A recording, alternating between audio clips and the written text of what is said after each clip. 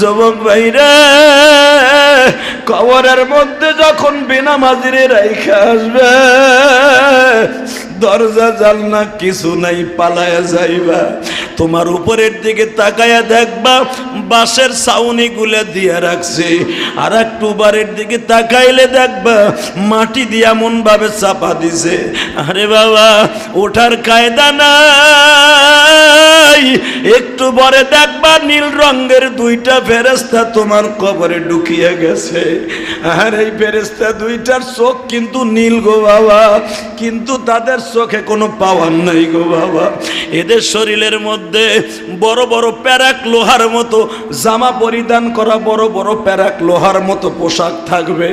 এই কানা লুলা ফেরেশতাটা আসিয়াই বেনামাজির এমন জোরে চাইবা ধরবে গো, কলিজার ভিতর দিয়ে ছিদ্র হইয়া পুরা বডির সাজরা বানায় ফেলবে।